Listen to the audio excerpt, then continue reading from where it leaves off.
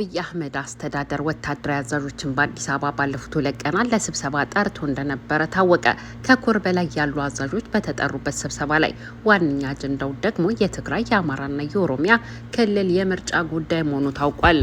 ባለፉት 7 ዓመታት በሰሜን ከህዝባዊ ወያነ ሓርነት ትግራይ ህወሓት ጋር፣ በአማራ ክልል ከፋኖ ኃይሎች ጋር እንዲሁም በኦሮሚያ ክልል ከኦሮሞ ነጻነት ሰራዊት ጋር የሚዋጋው የብልጽግናው አገዛዝ ክልላዊ መስተዳደሮችን በመዋጋት ከ7 ዓመታት በፊት የጀመረውን ጦርነት እያካሄደ ድሮም እንደ 2013ቱ ለምርጫው ሽር ጉድ እያለ ይገኛል። ብልጽግና ሀቀኛ ተቃዋሚዎችን ገሎ ከሀገር አባሮና አስሮ እንዲሁም ጦርነት እያካሄደ በነበረበትም በ2013 ምርጫ አድርጌያለሁ ባለ ጊዜ በአሜሪካ በአውሮፓ ህብረትና በመሰል የዲሞክራሲ ኃይሎች ለመታዘብ የማያበቃ የምርጫ መመዘኛ የማያሟላ ብለው ውድቅ ቢያደርጉትም ሴንጎ ኦባሳንጆ የሚባሉ የብልጽግና ወዳጅ አማካኝነት ዲሞክራሲያዊ ምርጫ ተደርጓል ተብሎ መንግስት ሆኖ ለመቀጠል በቅቷል።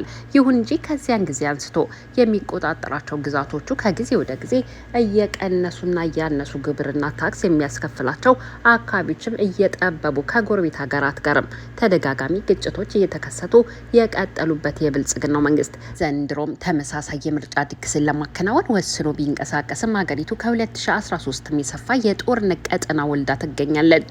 ይህንን ተከትሎም አርሶ አደሮች እየተገደልን ምርጫ እናካሄድን በማለት ሰልፍ በመውጣት በመዋጋት እየተቃወሙ ይገኛሉ።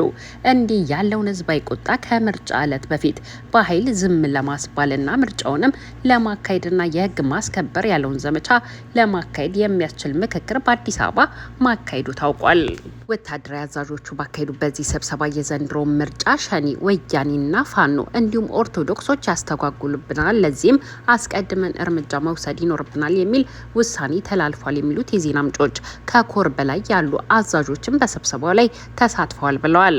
በጦር ግንባር ተከፋፍለው ምዕራብና ምስራቅ ግንባር በሚል ይጠራሉ የተባለላቸው ወታደራዊ አዛዦቹ ምስራቅ ግንባር ተብሎ ከተሰየመው ውስጥ 11ኛው እዝ፣ የደቡብ እዝ 13ኛው እዝና ሰሜን ምስራቅ እዝ፣ የምዕራብ ግንባር ተብለው ከሚጠሩት መካከል ደግሞ ምዕራብ እዝ፣ ሰሜን ምዕራብ እዝና ሌሎች 10 እዞች በአዛዦቻቸው በኩል ተወክለዋል ተብሏል። በዋናነት በምርጫው ዕለት ለመምረጥ የሚያስችል ሁኔታ እንዲፈጠር አስቀድሞ ዘመቻዎችን ማድረግ የሚል ትዕዛዝና መመሪያ ተላልፏል ሲሉም የዜና ምንጮቻችን አክለው ተናግረዋል።